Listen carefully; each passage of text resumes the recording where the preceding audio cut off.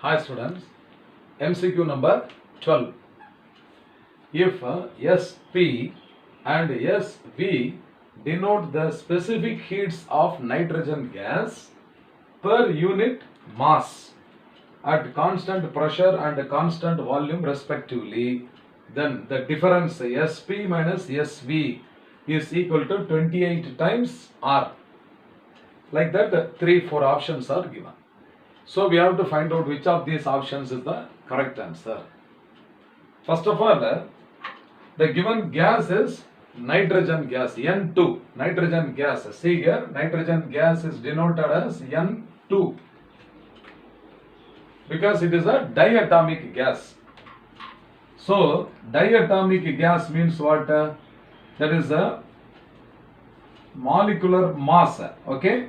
So, molar mass I will take. Molar mass is equal to 2 into 14.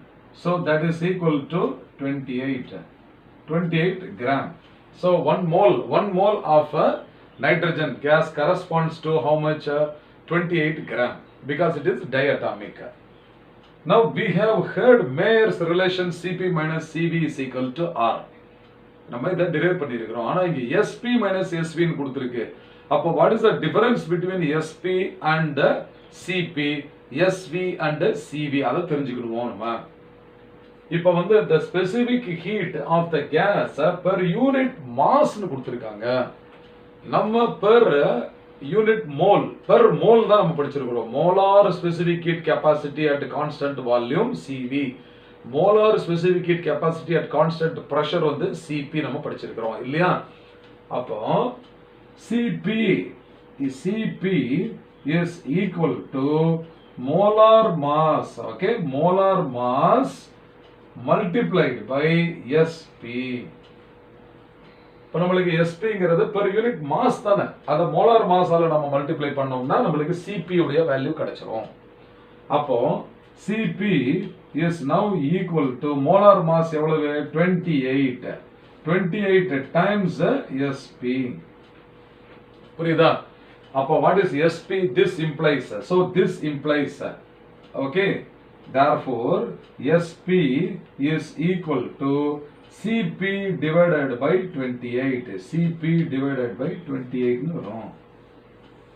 So this is the first step. Similarly, what is Cv?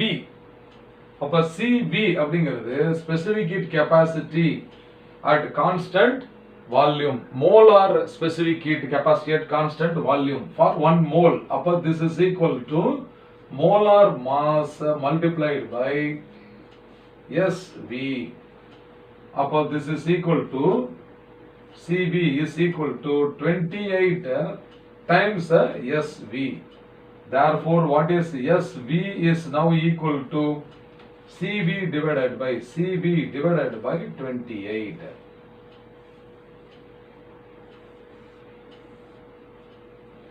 புரியுதா?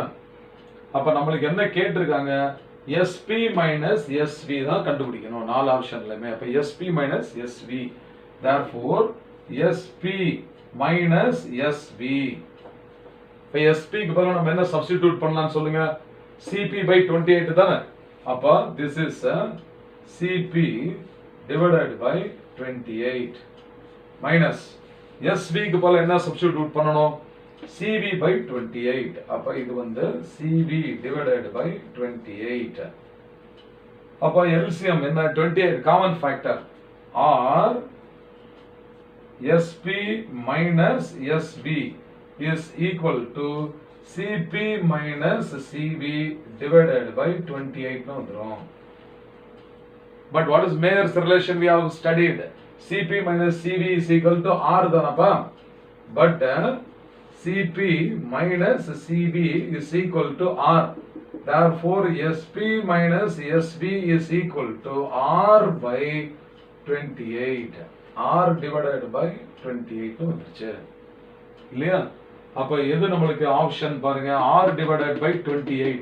R divided by 28. அப்ப option B is the right answer. அப்ப therefore option B is the correct answer. புரிஞ்சதா? அப்ப இதுல first வந்து நம்ம வந்து specific heat for unit mass, ஒரு கிலோகிராம் ஆஃப் த கேஸுக்கு எவ்வளவுன்னு கொடுத்துருக்காங்க. அது என்ன? SP and SV. அதை ஒரு மோலுக்கு நம்ம மாத்திக்கணும். ஏன்னா நம்ம படிச்சது மோலார் ஸ்பெசிபிக் ஹீட் கெப்பாசிட்டி தான் நம்ம படிச்சிருக்கோம், சிபி அண்ட் சிவி. அப்போ இது ரெண்டும் ரிலேட் பண்ணிட்டீங்கன்னா இந்த ரேஷியோ ஃபர்ஸ்ட் வந்து எஸ்வி வந்து சிவி பை 28, அதே மாதிரி எஸ்பிங்கிறது சிபி பை 28 மாத்திட்டு அதுக்கப்புறம் டிஃபரன்ஸ் எடுத்தீங்கன்னா நம்மளுக்கு ஆன்சர் வந்துடும். I hope you must have understood that. Fine.